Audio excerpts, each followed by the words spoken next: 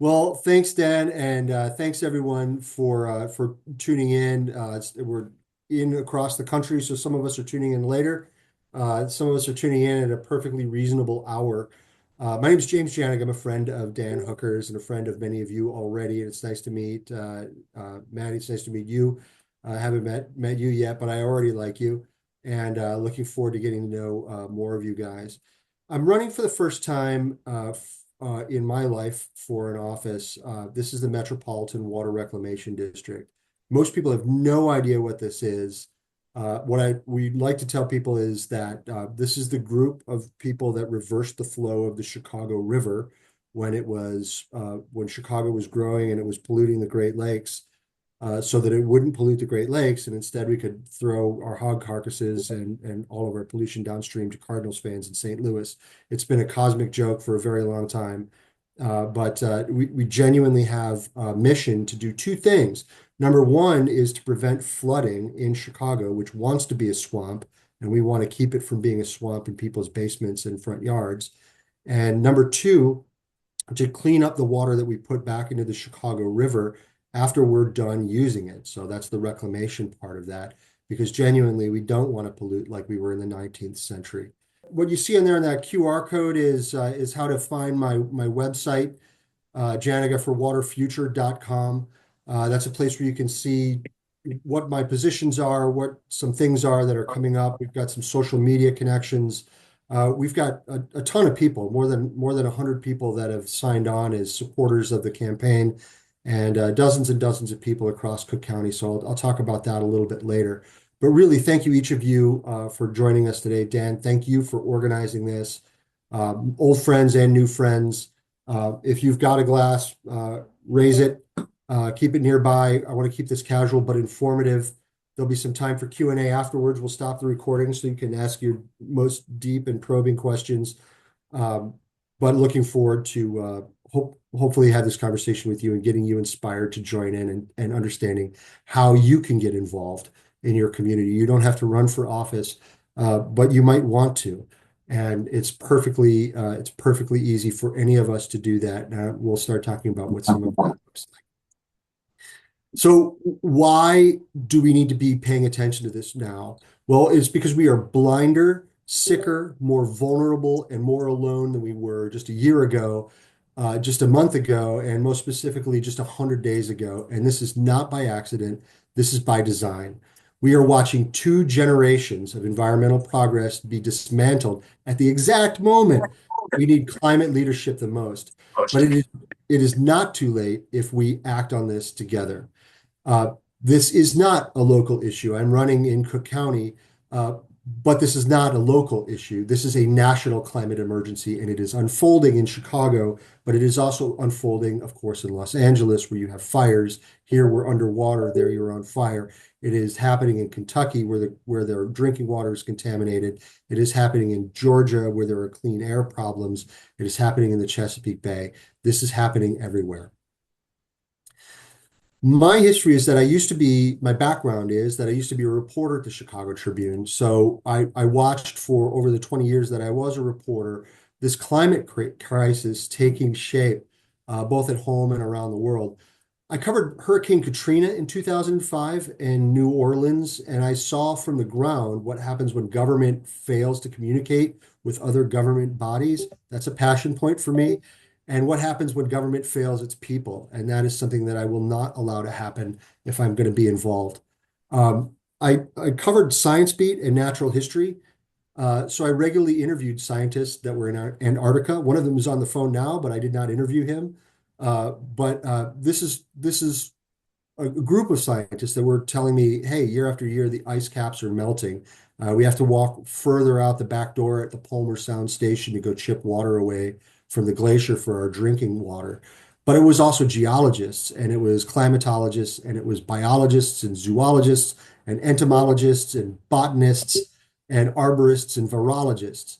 When I was working in London in 2012, I flew over Greenland one early summer, and you could see the meltwater pooling on the ice cap. And it kept coming back to this one truth for me. Water is where the climate crisis meets the ground. And I realized that though it is obscure, the Metropolitan Water Reclamation District, with its 1,000 engineers and scientists and its $1.2 billion budget serving the 5.5 million people of Greater Chicago, was sitting on the front lines of this fight. And that's when concern started to be conviction that if you wanted to have traction in this climate fight, this was a great place to be because you interacted with all of these other government bodies and you got to talk about the climate and climate resiliency. So this was a slow growing appreciation of impending danger until two things happened. Number one, Donald Trump got elected in 2016, and I assumed that the grown-ups had it, and I realized that I was the grown-up. If you can't point to who's got it, then you've got it. And unless you're getting involved, you should have been involved. And so that was realization number one. Number two was the poop geysers. So let me show you the poop geysers.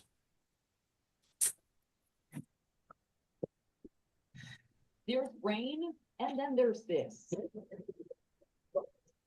Guard hadn't been helped to safety there. The torrential rain forced the Water Reclamation District to reverse the flow of the Chicago River toward Lake Michigan, helping to alleviate flooding along the river's banks. All that water had to go somewhere. Here at Jefferson and Monroe in the West Loop, there was nowhere to go but up.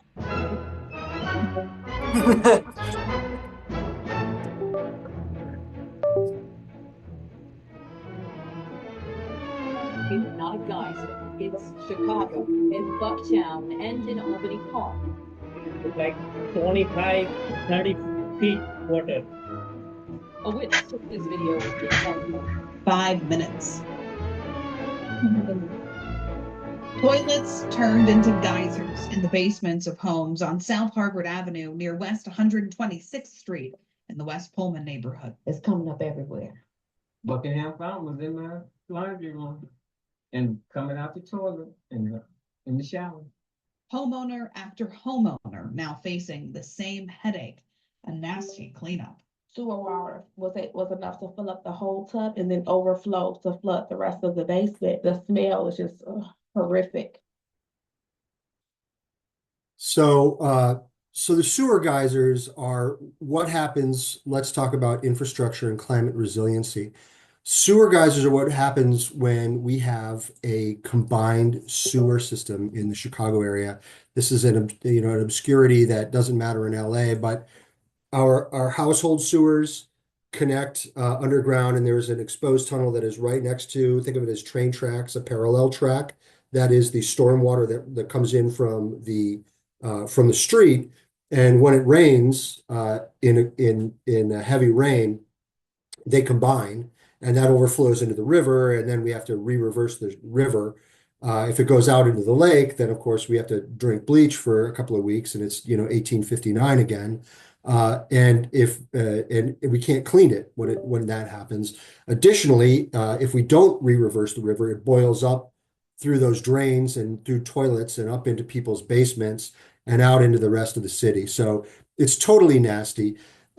The deep tunnel that we dug, MWRD reversed the Chicago River and built this underground reservoir system that can absorb a 500-year flood, which was really great when we engineered that in the 1970s and 1980s before we understood what climate change was going to mean for the city of Chicago. You guys get fires because your air gets drier.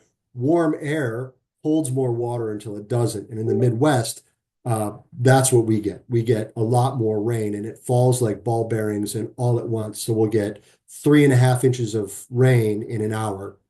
And that's got to go through the street and down into the regular sewers. And before it even gets to the deep tunnel, it's like shoving 5 gallons of water through a soda straw. There's just the force of all that water has nowhere to go but up and out through whatever opening it can find. And it's disgusting and it's terrible and it's a spectacular failure. So what can we do from an infrastructure point of view? We need to slow water down before it gets to sewer drains. So we're talking about absorbent pavement. We're talking about creating more natural vegetation along the banks of the river that tends to naturally slow down the flow of water. If we can slow that down, we can decrease the pressure on our infrastructure. So that's one policy thing that I'm looking at. But back to the sort of crisis, like what I wanted to do was talk about that climate stuff, but instead we find ourselves in a crisis. All of us that are running for this, I know all the members of the board and all the people that are running in this as candidates, they're all excellent, well qualified. We all care about this very deeply. But all of us have one priority, and it is we must stop the reversal of these environmental protections that we also do. And other things the MWRD does is we monitor water quality for the city of Chicago. We can tell when there's COVID or other infectious outbreaks because we're monitoring water quality. But that comes from state and federal funding sources, and that is being rolled back. The problem that we have right now is not neglect. The problem we have now is that this is deliberate. What's happening right now under President Trump and under his EPA director, Lee Zeldin, is not carelessness. It's a coordinated rollback. Between April 23rd and today, May 1st, in just a week, 400 EPA scientists were fired, most from Chicago's Office of Research and Development. Clean air and water rules were gutted. Polluters are now incentivized to seek exemptions, which are easy for them to get, and perfluoroalkyl substances oversight. These are things that cause endocrine disruption, that cause cancers, that cause reproduction problems, that come from forever chemicals because they never break down. They're forever chemicals. They never break down in the environment. They're poisonous in all instances, and they used to be heavily regulated. That oversight has been weakened, even though the EPA still says there's no safe level of this exposure that exists. Great Lakes restoration funding was slashed, threatening 30 million people's drinking water and 21% of the world's surface freshwater. When that talent is let go, that is a brain drain and a safety collapse at the very moment when we need both expertise and we need vigilance. So it's my position, and maybe it's your position, that you should be outraged. Let me tell you more. Every $1 million that is saved by polluters under this current regime now comes with a $6 million price tag for public health costs. I'm talking about more asthma. I'm talking about more cancer. I'm talking about more heart disease that is linked to the kinds of pollutants that these environmental protections are set up to prevent. The Clean Air Act is one of the best investments that I've ever seen. It yields a 90-to-1 benefit to cost ratio, and it is being shredded right now. 6 in 10 Illinoisans drink from systems that are contaminated by perfluoroalkyl substances, PFAS chemicals, yet we're laying off the scientists who should be protecting us. You should also be heartbroken because we had the tools, we had the rules, and now they're gone.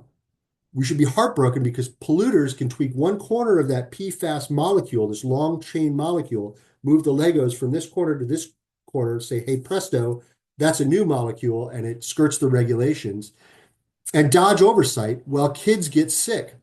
Kids grow up next to chemical plants instead of clean parks. And when science is silenced and enforcement is gutted, we are left sicker, we are left blinder, we are weaker, and we are more alone. So also, I think you should be inspired. Chicago, for one, is not backing down. We're suing the Trump administration for these illegal EPA firings. We recently passed the Hazel-Johnson ordinance, forcing industry to account for cumulative harm. We are forcing polluters to pay, and we can do that at the local level. More about that in a second. The deep tunnel system does work. It keeps 11 billion gallons of sewage out of Lake Michigan every year. And from a political point of view, voters have flipped what had been red suburbs like Aurora and Orland Park to climate-first Democrats. We were active in Wisconsin, and we were able to preserve a Democrat and a progressive on the Supreme Court in Wisconsin. That's gigantic for national efforts in these things. When they were fired, EPA scientists protested in the streets and online because they still believe in this mission. And this is what a movement looks like. This is resistance and resilience, and it is led from the ground up by people like you and by people like me. So that's a lot about Chicago. What can you do there in Los Angeles? Whether you're in Los Angeles, whether you're in Louisville, whether you're in Georgia or in the Great Lakes, start local. That is where the real power begins and ends. The GOP did this with a 30-year plan to start picking away at local offices, and it is paying off for them right now. Suddenly this is happening? No, this has been going on for a long time, and this is how they did it, but it's also how we do it. Water boards, school boards, city councils. Number two, we need to link our struggles. Chicago's asthma is tied to Georgia's coal ash and Kentucky's deregulated rivers and California's blocked EV rules. This week, Republicans in Congress sought to overturn California's electric vehicle rules and its environmental protection rules for cars, which lead the nation and lead the world in creating clean air. They're trying to prevent local governments from being able to work. But here's the thing, we outnumber them, and we can all work together to prevent that kind of thing. We can all work together to prevent that kind of thing. Number three, we need to collaborate and work together, Maddie, across borders. Pollution does not stop at state lines. And even though there is no direct water connection between Chicago and Los Angeles, pollution doesn't care that there's not a pipeline. It does not stop at state lines, and our coalitions should not stop at state lines either. Number four, we need to elect leaders with backbone. That's people whose names you've heard of, and that's people whose names you've never heard of. There are a lot of us that are running for the first time. A lot of us. We elected my brother-in-law in one of our suburbs, Matt Cassidy. He's a New Trier Trevian, graduate of New Trier in 1991, and now he's on the Northbrook City Council. And he ran because he cares about his community. He was on the school board because he didn't want people banning books in the schools there. And that kind of thing is genuinely happening in the Chicago suburbs. Number five, we need to keep people at the center. Make sure that we never forget that this isn't a game. We're not trying to win seats. We're not trying to have our team win. We're trying to help people. We are here to serve people. I think what's really exciting about candidates that I know that are brand new to this, from Arizona to Wisconsin to the Chicago suburbs to myself, is that we are doing this because we want to make the world a better place for our kids, for our neighbors. And we understand that this is a responsibility that we have to you to be accessible, to make this easy for you to participate, and to make it easier for you to understand and make sure that you are getting the results that you need, or that you can get us on the phone or get us by email or just get us on the street and say, hey, man, what's going on? What do you need? How can I help? And how can I change your mind to make sure that you're doing something that we need for our neighborhood? So that is vital. I am running for MWRD because what starts in Chicago won't stay in Chicago. This is about water justice. This is about climate resilience. This is about environmental defense. And yes, this is about hope. So we cannot wait for federal leadership, but we can build leadership from the ground up. President Obama, former President Obama, this week was being interviewed on stage, and he said it best. The most important and effective voices in our government right now are not former President Obama. It is not Chuck Schumer. It is not Andrea Ocasio-Cortez or Bernie Sanders. It is you. It is me. It is us. It is us. So here's my ask. Number one, get involved. Wherever you are, however you can, just do one next easiest step. I've got a friend in the neighborhood. He said, every day I try to do something, and at the end of the day, if I haven't been able to do something, I write a check, and it feels great. So that's a way you can be involved. Stand up for your community. Go to public meetings, check it out, scope it out, and then start speaking out. And support this campaign so we can take Chicago's fight to the ballot box, yes, and to the courtroom, yes, and to every corner of our country, yes, because this is our turn to lead together now. So let's win this fight.